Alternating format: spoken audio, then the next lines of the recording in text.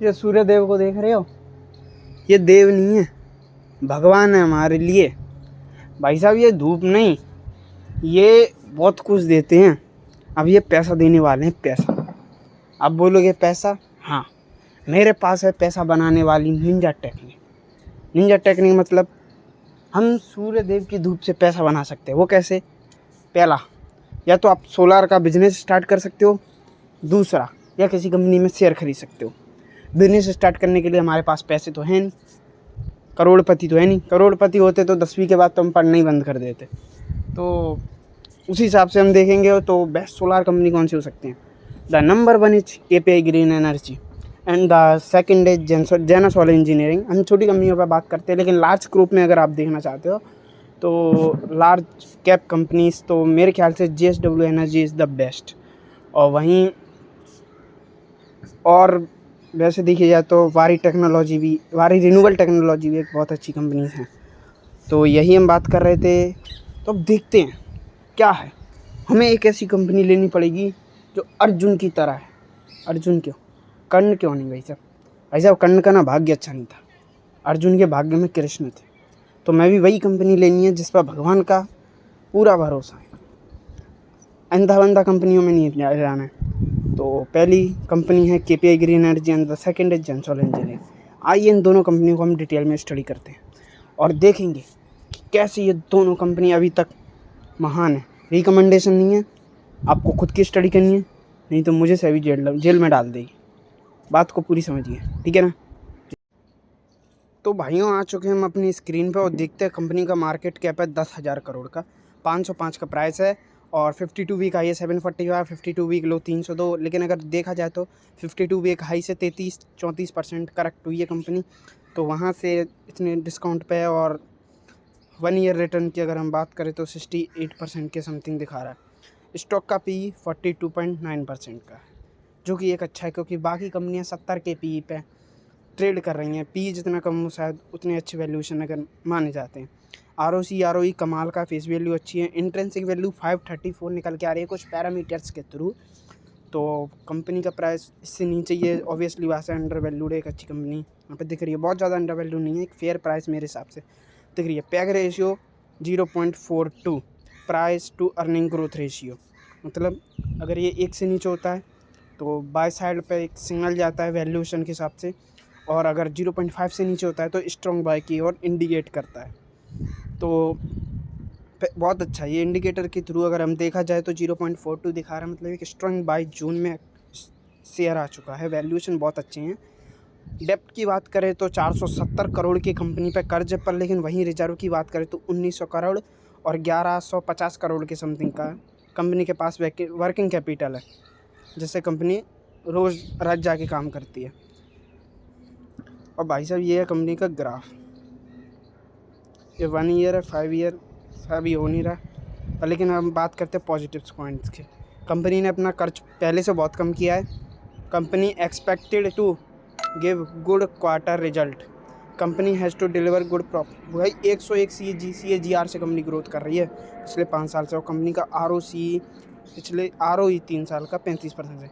Negative point वैसे तो कुछ खास है नहीं, पर एक ज़रूर है, प्रमोटर प्लस 45%। अगर मतलब शेयर गिरवी रख के प्रमोटर ने कुछ लोन लिया है, अगर ये नहीं चुका पाते तो बैंक शेयर को सेल करेगी, तो बिज़नेस पर तो कोई इम्पैक्ट होना नहीं है। तो नेगेटिव्स बहुत ही कम हैं और बहुत रेयर हैं, बस उतना नहीं है। वहीं हम बात करते हैं तो कंपनी का क्वार्टर रिजल्ट पे सितंबर में 70 करोड़ का प्रॉफिट आया, पिछले बार 35 करोड़।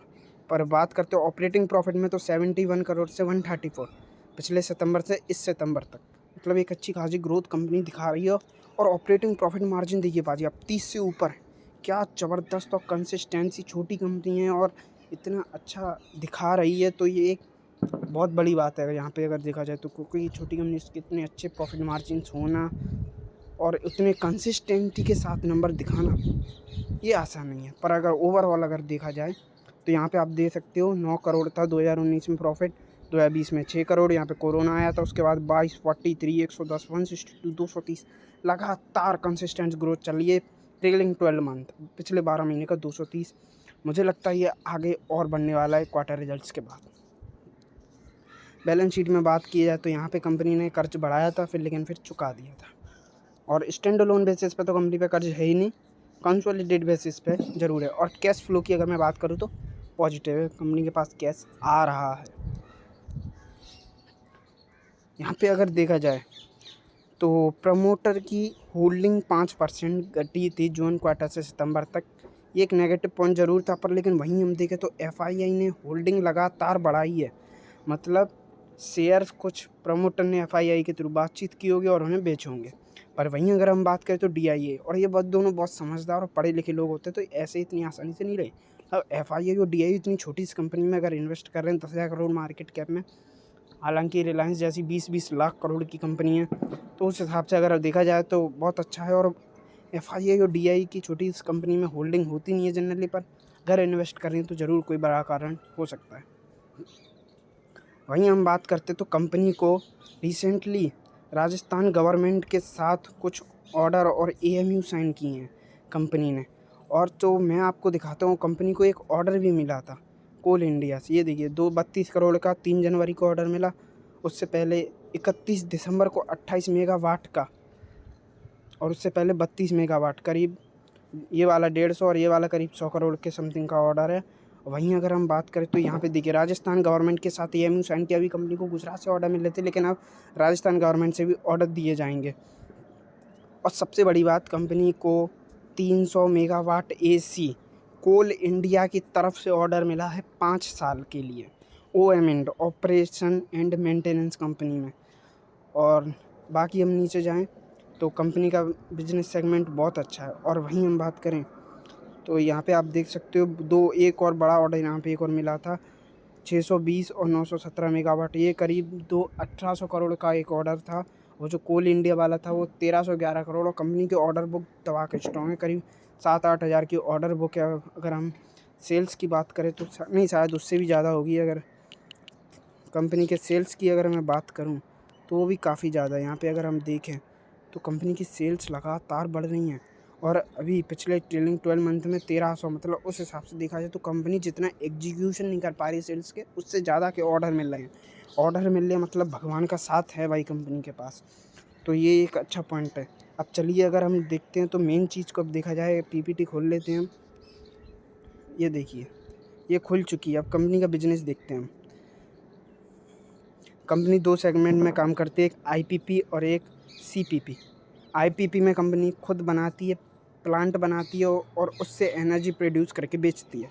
सीपीपी में प्लांट बनाती है और उसे ही बेच देती है। तो कंपनी के पास सीपीपी में कुछ ज़्यादा ऑर्डर है। ये देखिए 1 मेगावाट की कॉस्ट करीबन 30 से 5 करोड़ के बीच में होती है। अगर हम 3 करोड़ भी रख ले तो काफ़ी ज़्यादा। और कंपनी के पास टोटल 2.91 गीगावाट 2.4 गीगावाट की ऑर्डर बुक है, मतलब 2409 मेगावाट। अब इसके मल्टीप्लाई कर लीजिए 3 से, तो काफ़ी अच्छी ऑर्डर बुक निकल के आ रही है। देखिए आईपीपी में 1.43 गीगावाट है और सीपीपी में 1.48, पर ये तब नहीं बनी थी। उसके बाद सीपीपी में कोल इंडिया की तरफ से ऑर्डर मिला है, तो वो भी हमें यहाँ पे इंक्लूड करना पड़ेगा। और कंपनी के रिजल्ट्स काफ़ी शानदार हैं और 100% की CAGR ग्रोथ पाजी आसान नहीं होती है। ये देखिए सोलार सेगमेंट में कंपनी काम करती है, बहुत अच्छा।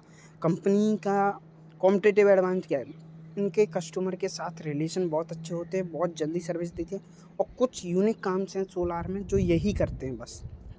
तो ये एक कॉम्पिटिटिव एडवांटेज है कंपनी के पास। और सबसे बड़ी बात है कंपनी का एग्जीक्यूशन बहुत ज़्यादा फास्ट है, क्योंकि इतना फास्ट होता नहीं है। और कंपनी ने बोला है कि वो राजस्थान के अलावा मध्य प्रदेश और महाराष्ट्र में कदम रखने की सोच रही है, तो यहाँ से कंपनी में बहुत बड़ी ग्रोथ आएगी। गवर्नमेंट पॉलिसीज़ की बात किया है तो 500 गीगावाट का कंपनी ने 2030 तक टारगेट रखा है। 500 गीगावाट मल्टीप्लाई कर दीजिए 1000 से, इतने मेगावाट का टारगेट है पाजी।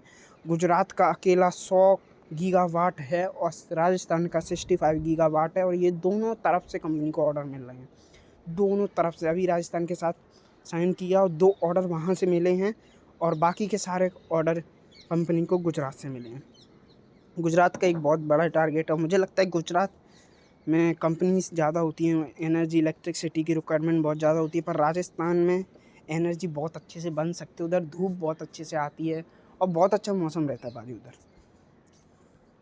तो वो एक पॉजिटिव पॉइंट है कंपनी के पास यहाँ पे। और कंपनी का मैनेजमेंट क्या कह रहा है, आइए देखते हैं। फाइनेंशियल्स तो हमने डिस्कस कर लिए हैं और कंपनी के पास बहुत अच्छी ऑर्डर बुक भी है। कंपनी ने ऑर्डर, देखिए भाई साहब, management expected top line growth of 60 to 70%, 60 से 70%। कंपनी ने ये बोला नहीं है कि इतनी एक्सपेक्टेड है, बल्कि कॉन्फिडेंस दिखाया है कि ये तो आनी ही है स्ट्रॉन्ग ऑर्डर। और ईपीसी में भी 3,000 करोड़ के ऑर्डर्स कंपनी के पास अनएग्जीक्यूटेड है, पड़े हुए हैं, काम कभी भी कर सकती है। और जैसे जैसे कंपनी को ऑर्डर मिलेंगे तो प्रॉफिट बढ़ेगा, सेल्स बढ़ेंगी तो आप नया कैपेसिटी बढ़ेगी तो वहाँ से और ज़्यादा प्रॉफिट निकल के आएगा। तो ये हैं कंपनी के कुछ टारगेट। और प्रॉफिट आफ्टर टैक्स इन्होंने बोला है कि अपने मार्जिन्स को बहुत अच्छे से बना के रखेंगे। और नेट ज़ीरो है 30 सितंबर तक। कंसोलिडेटेड स्टैंड लोन बेसिस पे, कंसोलिडेटेड बेसिस पे थोड़ा लोन है ज़रूर कंपनी के पास। और कंपनी का टारगेट है 10 गीगावाट 2023 तक। 10 गीगावाट मतलब 1000 मेगावाट। 1000 मेगावाट नहीं, 10,000 मेगावाट, सॉरी 10,000 मेगावाट का मल्टीप्लाई कर दीजिए 3 से भी कर दीजिए, 30,000 करोड़।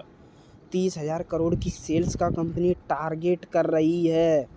ये आसान नहीं है आईपीपी और सीपीपी को मिला के दोनों का। पर लेकिन देखा जाए तो कंपनी का टारगेट बहुत अच्छा है और मुझे लगता है टारगेट अचीव नहीं भी हुआ तब भी कंपनी बहुत अच्छी ग्रोथ दे देगी। और प्रॉफिट आफ्टर टैक्स मार्जिन 18% के, प्रॉफिट बिफोर टैक्स, या यूँ हम कह लें कि प्रॉफिट बिफोर तो छोड़िए, ऑपरेटिंग प्रॉफिट मार्जिन भी 15% होते तो वो भी अच्छे माने जाते हैं। तो प्रॉफिट आफ्टर टैक्स के 18% मार्जिन दिखा रहे, तो मुझे लगता है बहुत बढ़िया कंपनी इसमें ग्रोथ दिख रही है। और कंपनी बात सोलार और विंड दोनों में काम करती है। कंपनी इसके यहाँ पे हम मेन चीज़ देख लेते हैं, हाइब्रिड प्रोजेक्ट्स बनाती है सोलार विंड को बना के। ऐसा नहीं है कि कंपनी सिर्फ सोलार में है, तो ये एक बेस्ट ऑप्शन हो सकता है।